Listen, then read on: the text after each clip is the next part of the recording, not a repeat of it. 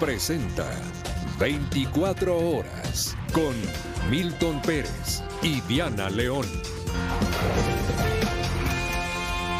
Buenas noches, amigos. Terminan 33 días de campaña intensa, pero sin la violencia de 2023 que manchó de sangre las elecciones. Esta campaña no estuvo exenta de subidas de tono y de mucha seguridad para los candidatos. En breve, Ismelia Solórzano nos dará detalles del cierre de campaña de Daniel Noboa en Quito. Hola, Diana. Hola Milton, amigos, buenas noches, y también revisaremos la agenda de los candidatos en este día y desde el evento de cierre de Luisa González en Guayaquil nos contará Astrid Singre. Empezamos con Opción 2025.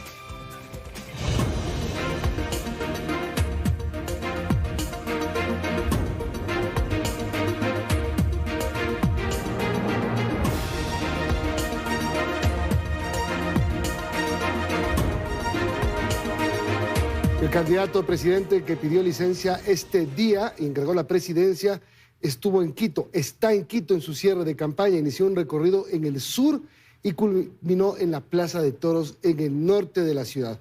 A esta hora sigue el evento desarrollándose, vámonos en directo. Ismelia Solórzano está ahí para contarnos.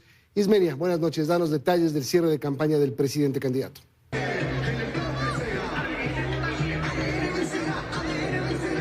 Así es, ¿cómo están? Muy buenas noches. Son miles los ciudadanos que se han dado cita aquí en la Plaza de Toros al norte de la capital, donde lo podemos observar. Es aquí en esta tarima, en la parte central, donde hace pocos minutos el candidato presidente por ADN, Daniel Noboa, se ha dirigido a todos los asistentes. Queremos comentarles, amigos televidentes, que Daniel Noboa en horas de la mañana, mediante este documento que lo podemos observar en pantalla, notificó a la Asamblea Nacional su ausencia en la presidencia para realizar este acto de proselitismo político. Específicamente señaló que esta ausencia será desde las 5 de la tarde hasta las 11 de la noche con 59 minutos de este jueves 6 de febrero. A su vez, el primer mandatario resaltó que lo reemplazará en la presidencia Cynthia Gelibert. Ya hace pocos minutos el legislativo ha respondido a esta notificación. Lo podemos observar también en la que argumenta que por tomar esta decisión el primer mandatario incluso podría estar incurriendo en un delito. Nosotros en las próximas emisiones estaremos ampliando más detalles de este tema. Sin embargo, ¿cómo fue esta jornada? ¿Cómo se desarrolló desde el norte, desde el sur hasta el norte de la capital? Se lo contamos en el siguiente reportaje. Este fue el momento exacto en que el candidato presidente Daniel Noboa, rodeado por un fuerte dispositivo de seguridad, llegó hasta Chimbacay, al sur de Quito. Ahí lo esperaban cientos de simpatizantes con grandes banderas, camisetas de color lila y hasta este cuadro gigante. Desde ahí, acompañado por los candidatos a la Asamblea por ADN, su esposa y su madre, partieron hasta el norte de la ciudad. La caravana avanzó por toda la avenida Napo, pasó por la avenida Oriental, siguió la avenida América, hasta finalmente llegar a la Plaza de Toros, en la avenida Amazonas.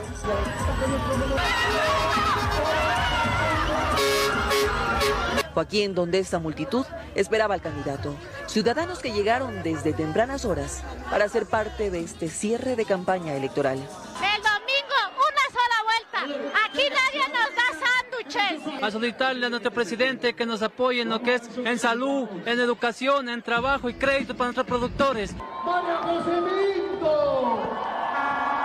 En este punto de concentración se montó esta gran tarima. Aquí el candidato presidente Daniel Noboa se dirigió a los cientos de ciudadanos que lo acompañaron en la finalización de su campaña y recordó cuáles son sus propuestas y sus enfoques en caso de ser reelegido. Estamos cerrando una campaña y empezando una nueva etapa, un nuevo ciclo para el Ecuador. Ya vamos a acabar con esa época que todo se trababa, que todo se quedaba en lo político, que todos los partidos políticos antiguos nos hacían la vida imposible en la asamblea, nos hacían la vida imposible en las calles.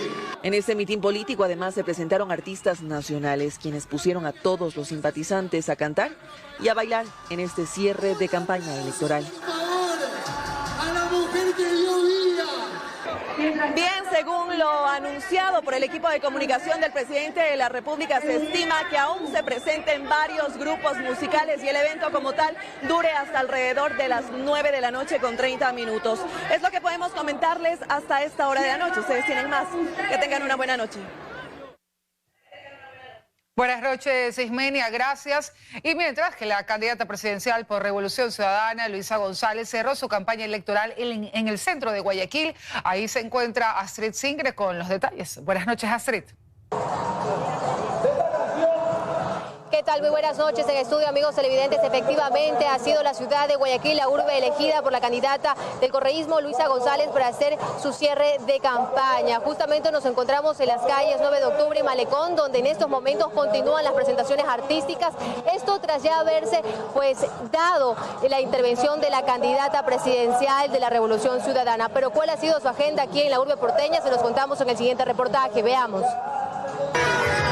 Su cierre de campaña lo hizo en el puerto principal. Aquí inició su jornada desde muy tempranas horas de la mañana con entrevistas en 3 medios radiales. De ahí la candidata hizo una pausa y a las 4 de la tarde lideró una caravana con taxistas que inició en la avenida Barcelona y terminó en Pedro Icaza y Malecón.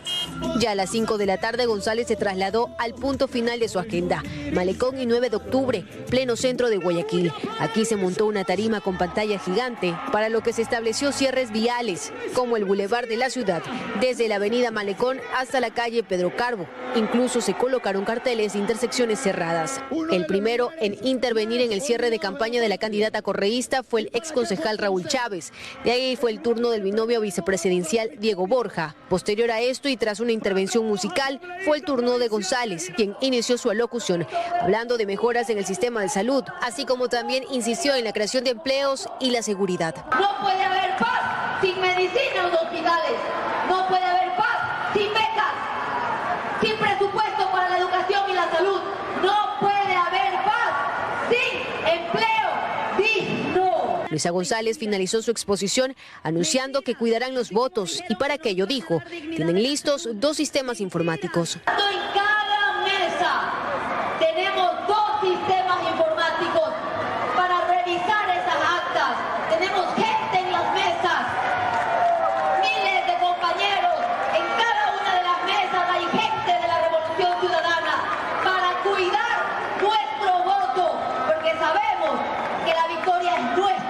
De esta forma clausuró su campaña electoral Luisa González en el puerto principal en medio de simpatizantes que sin importar la lluvia participaron de las cerca de 2 horas que duró el evento.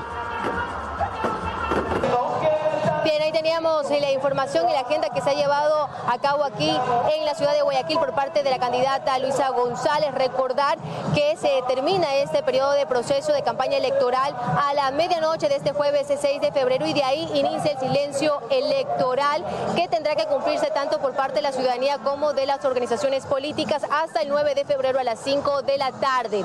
Esa es la información a esta hora. Ustedes continúan con más, compañeros en estudio. Tengan muy buenas noches. Buenas noches, gracias, Astrid. Y con artistas, caravanas y eventos masivos fue como los candidatos a la presidencia cerraron la campaña electoral este jueves. Quito y Guayaquil fueron las principales ciudades. La campaña electoral de cara al 9 de febrero culmina este jueves y los candidatos a la presidencia ejecutaron los últimos eventos. Leonidas Issa de Pachacutic, por ejemplo, llegó hasta la Plaza Quitumbe en el sur de la capital para despedir su campaña. Cientos de simpatizantes y sus candidatos a la asamblea lo acompañaron y tras la presentación de grupos musicales, se dirigió por última vez al electorado. Vengo con el poder de la gente, con la voz de la gente, porque soy uno más en este país que sufre las inclemencias y la injusticia. ¡Despertémonos! ¡Levantémonos! Igual con un concierto cerró su campaña el candidato de Creo, Francesco Tabaqui, quien llenó de banderas blancas el Coliseo de Solanda, igual en el sur de Quito. En sus declaraciones hizo una evaluación de estos días de recorrido y dijo que aún tiene la esperanza de ser una tercera vía. Hay un 50% de indecisos que siguen esperando al candidato ideal. Por eso yo estoy aquí, por eso he traído mi mensaje. En la capital, pero esta vez en el norte, Henry Cucalón de Construye optó por una minga y pintar un mural como su cierre de campaña. A esta actividad lo acompañó Carla Larrea, su candidata a la vicepresidencia. Ya en Guayaquil, en el Parque Samanes, Enrique Gómez de Suma realizó este viernes una gran caravana para despedir este mes de recorrido. El planteamiento principal que tenemos para el país es poder tener un cambio profundo, una transformación a largo plazo. Henry Kronfle del Partido Social Cristiano, en cambio, recorrió la Florida en el puerto principal. Su esposa, sus hijos, su candidata a la vicepresidencia, a la asamblea e incluso el líder del partido, Jaime Nebot, lo acompañaron. Yo no les voy a decir cuáles son sus problemas porque ustedes lo conocen. Nosotros no vamos a ir a arreglar gobiernos, vamos a ir a arreglar a tu familia. Pedro Granja, en cambio, optó por un evento pequeño en el que presentó una denuncia como el fin de su campaña. En la misma ciudad cerró su campaña el aspirante de Centro Democrático Jimmy Jairala este miércoles. Juan Iván Cueva del Movimiento Amigo escogió la ciudad de Machala para despedirse del electorado antes del 9 de febrero. Mientras que en la Sierra Sur del país, en Cuenca, se despidió Iván Saquicela con una pequeña caravana junto a sus simpatizantes y familiares. Aseguró que no ha sido fácil, pero espera dar una sorpresa. Luchamos contra chequeras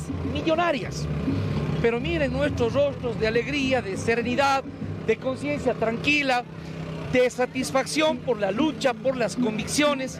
Jorge Escala llegó hasta la Tacunga para este objetivo y recorrió primero las calles principales de la ciudad. Luego, sobre una tarima, le pidió un último voto a la ciudadanía. Así, este viernes empezará entonces el periodo de silencio electoral. Lucía Clavijo, Teleamazonas. Y hoy se iniciaron las votaciones. Más de 1.400 personas privadas de la libertad de 6.000 electores sin sentencia condenatoria ejercieron su derecho al voto en 42 cárceles en 20 provincias del país. Este jueves el Consejo Nacional Electoral inauguró las jornadas de votación de las elecciones generales 2025 con el sufragio de las personas privadas de la libertad sin sentencia condenatoria ejecutoriada. Un total de 6.218 personas en centros penitenciarios estaban habilitados para ejercer su derecho al voto. Significa también reconocer su dignidad humana, fortalecer los procesos de rehabilitación. Sin embargo, apenas 1.414 privados de la libertad votaron desde las 7 de la mañana hasta las 5 de la tarde en 42 centros penitenciarios, distribuidos en 20 provincias. Hubo 1.280 sufragantes masculinos y 134 mujeres que votaron en esta jornada. El porcentaje de participación en elecciones de este grupo fue del 22.74%. El resto incumplió con el artículo 11 del Código de la Democracia, que indica que todos los privados de la libertad sin sentencia ejecutoriada deben votar obligatoriamente. En Guayas, 2.491 personas estaban habilitadas para votar y solo sufragaron 526. En Pichincha, 543 reos podían ejercer su derecho al voto y apenas 134 lo hicieron. Y en Esmeraldas, de los 508 privados de la libertad sin sentencia ejecutoriada, votaron 144. Para el sufragio se instalaron 61 juntas receptoras de voto que se conformaron de la siguiente manera. Por 2 funcionarios electorales y una persona privada de la libertad. Cuando cerraron las urnas en los centros penitenciarios, las Fuerzas Armadas trasladaron los paquetes electorales sellados a centros de procesamiento electoral en las delegaciones provinciales. El escrutinio y el conteo de votos de la jornada de hoy se realizará el próximo domingo. Además, este viernes se llevará a cabo el voto asistido para las 662 personas que solicitaron sufragar desde casa. María Gracia Chacón, Teleamazonas. Más de 125.000 delegados de las organizaciones políticas observarán todas las etapas del proceso electoral el domingo. El 85% de ellos está destinado a las juntas receptoras del voto. Según el CNE, existe toda la apertura para que el proceso sea transparente. Lenín Saavedra es uno de los 125.000 delegados que fueron inscritos hasta este jueves por las organizaciones políticas para realizar observación electoral durante el proceso del 9 de febrero. Explica que para las organizaciones más pequeñas es un reto tener la cantidad de observadores que en realidad se requiere, pero dice harán un esfuerzo. Y es verdad, no tenemos la gran capacidad como quizás otras organizaciones políticas. Sin embargo, en todas las provincias tenemos a gente organizada, gente que va a estar en los recintos, en las mesas electorales y de igual manera manera en el centro de mando para poder controlar el voto y que se respete. El domingo esperamos que todo funcione con normalidad. Más de 106,000 delegados están destinados a realizar observación en las juntas receptoras del voto, es decir, el 85% del total de inscritos. El resto estará en otros espacios como el centro de mando e incluso en las juntas provinciales en las mesas de reconteo. Si es que existiera al final del escrutinio alguna observación, dejar anotada en las actas cuál es la observación que tienen, firmar las actas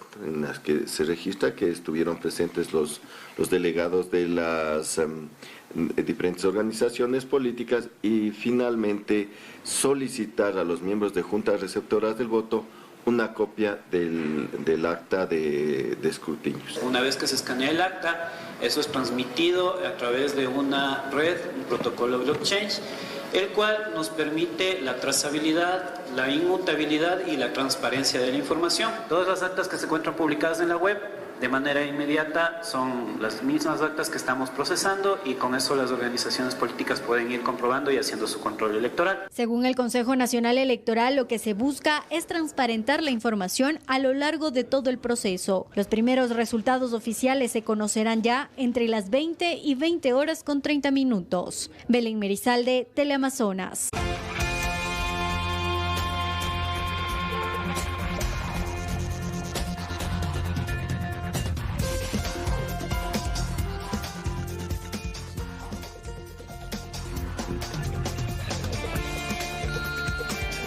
Más de 100.000 miembros de Fuerzas Armadas y Policía custodiarán los recintos electorales este 9 de febrero.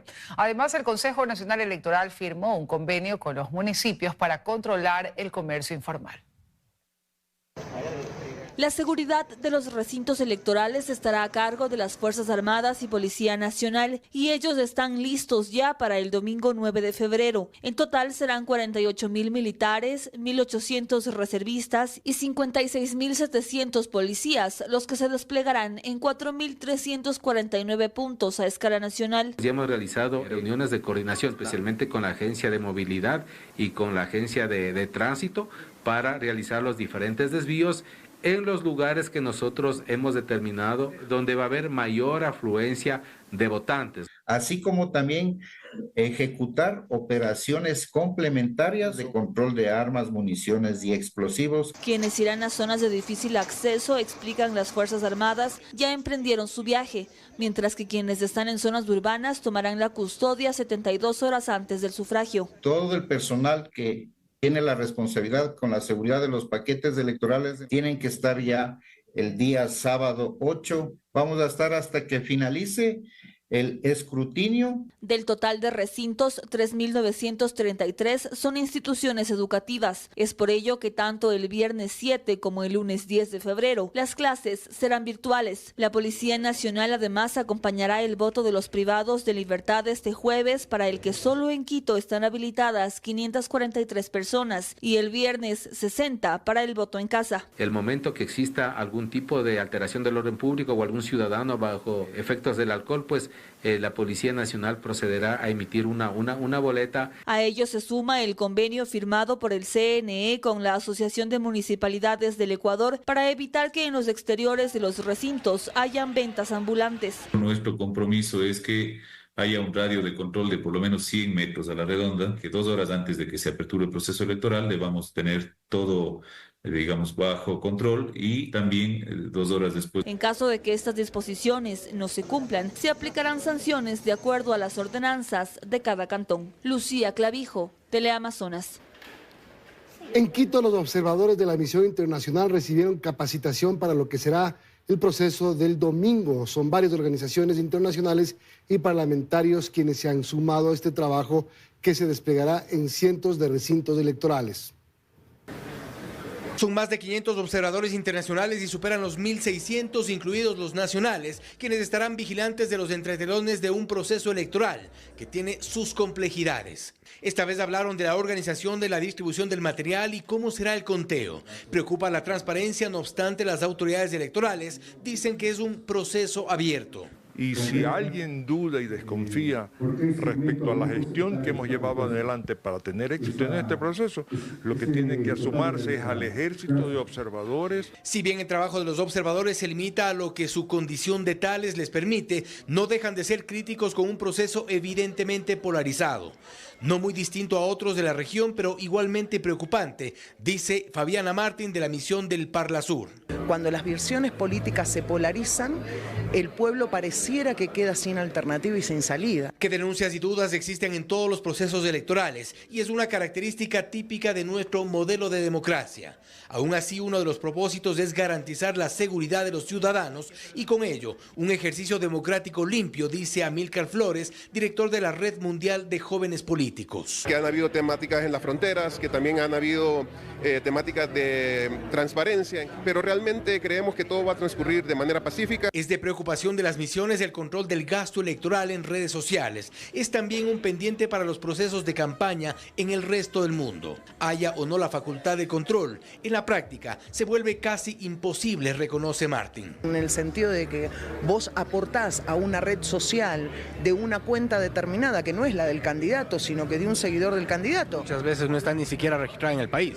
Exactamente, entonces es muy difícil de controlarlo. No obstante, hasta aquí difícilmente se podrá advertir lo que ocurra el domingo y para ello están las misiones. Para ello están las organizaciones políticas y sus delegados. Es un compromiso también de los ciudadanos, asegura Gastón Soto Ballenas, otro de los observadores. Si consideramos de que hay cuestiones que deben mejorarse, esas las hacemos saber a través del informe final que emitimos. Y todo esto a pocas horas de entrar en el silencio electoral y apenas días de un evento decisivo de este 2025.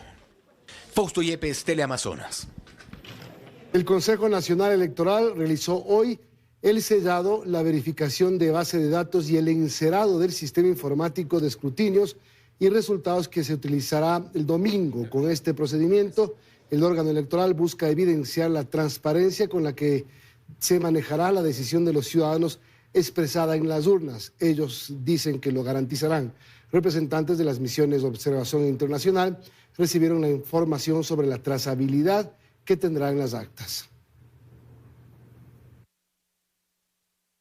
Y a partir de este viernes, al mediodía, regirá la ley seca a escala nacional. En Quito, la Policía Nacional contará con 500 servidores para los patrullajes de control. La venta, distribución y consumo de bebidas alcohólicas a nivel nacional quedará restringida desde el mediodía de este viernes 7 de febrero hasta el lunes 10 de febrero a las 12 horas. Esto en cumplimiento del artículo 123 del Código de la Democracia, que establece esta prohibición 36 horas antes y 12 horas después de la jornada electoral. Para ello, en la capital, la Policía Nacional realizará patrullajes con un aproximado de 500 servidores policiales. Son distribuidos en los patrulleros y en las motocicletas. Ellos son los que tendrán que hacer el patrullaje en cada una de sus jurisdicciones y los operativos con las autoridades competentes para garantizar el cumplimiento de la ley seca. En caso de incumplir la medida, se contempla una sanción del 50% del salario básico unificado, es decir, $235, monto que también se aplicará a los ciudadanos que acudan a ejercer su derecho al voto en estado de embriaguez. La Policía Nacional cuenta con una amplia planificación, no solo para el cumplimiento de esta disposición, sino para garantizar una jornada electoral segura.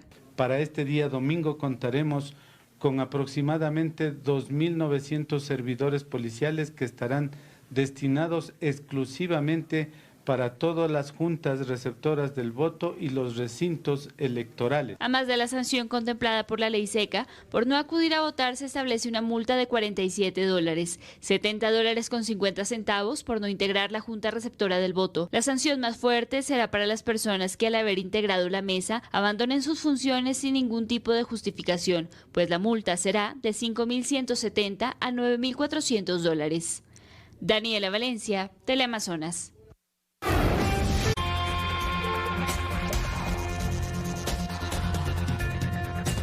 Más noticias, la Comisión de Participación de la Asamblea aprobó por unanimidad el informe para primer debate del proyecto de ley económico urgente para las mujeres emprendedoras. Incorpora beneficios para mujeres que tengan deudas de hasta $3.000 en el sistema bancario. El proyecto de ley para la mujer emprendedora llegó a la Asamblea con tan solo 9 artículos y creaba beneficios solo para aquellas que tengan un RUC o estén regularizadas. Este jueves, la Comisión de Participación Ciudadana de la Asamblea aprobó por unanimidad el informe para primer debate y el texto tiene ahora 11 artículos y crea un registro para las mujeres emprendedoras que están en la informalidad. Solicitaba que haya alguien que se haga cargo de ese registro, que puede ser el mismo Ministerio de la Producción, pero que tiene que ser en coordinación, entre otros, por ejemplo, con el SRI. Estamos poniendo que no se las excluya, porque en su mayoría, de acuerdo a los datos que hemos recibido, en su mayoría son informales. Y la mayor cantidad de mujeres que se convierten en mujeres emprendedoras es porque perdieron el empleo, por lo tanto su situación es más complicada. La mesa legislativa incorporó una disposición para que las mujeres que tengan deudas de hasta $3,000 sean eliminadas por única vez del buró de crédito para que puedan acceder a uno nuevo y no abandonen sus emprendimientos. Esto no les exime del pago de la deuda. Esperemos que para el segundo debate esto esté claro y de esa manera también las mujeres tengan bien claro cómo ellas deberían hacer el trámite y el proceso necesario. Este primer informe pide a la banca crear líneas de microcrédito con plazos extendidos y periodos de gracia. Además, dispone la apertura de programas de becas para que quienes inicien un emprendimiento puedan acceder a educación financiera. El SECAP se encargará de validar los conocimientos. Ahora ya no tenemos un saludo a la bandera, tenemos una norma que dirige a las mujeres emprendedoras, enfatizando principalmente a mujeres en estado de vulnerabilidad, mujeres indígenas, amazónicas, afroecuatorianas y más. Este primer informe crea además el Fondo de Capital de Emprendedor e Innovador a través del Consejo Nacional del Emprendimiento e Innovación, que permite impulsar aquellos proyectos nuevos y no tradicionales. Además, habla de incentivos económicos y fiscales para las personas naturales y jurídicas que impulsen emprendimientos liderados por mujeres. En Quito, Karen Aro, Teleamazonas. El hospital del IES, Teodoro Maldonado Carbo, en Guayaquil, fue intervenido con presencia militar y policial tras los últimos hechos registrados. Asimismo, se posesionó al nuevo gerente general tras la renuncia de Franklin Encalada. Pasadas las 11 horas del jueves 6 de febrero, el presidente del Consejo Directivo del IES, Eduardo Peña, llegó a las instalaciones del Hospital de Especialidades Teodoro Maldonado Carbo en Guayaquil para confirmar la intervención militar y policial del hospital. Inicialmente estamos hablando de por lo menos 20 personas que van a integrarse a esta fuerza de intervención. Esto tras la activación del primer Código Plata del 2025, luego de la alerta registrada el miércoles 5 de febrero por la supuesta presencia de un cadáver en el interior del hospital. Esto fue desmentido horas después por la institución, además del secuestro del director administrativo Ronnie Camba el pasado 31 de enero. En la mesa de diálogo estuvo presente el doctor Nelson Estrella, quien fue posesionado como gerente general del hospital. Bienvenido, te entrego tu hospital en buenas condiciones.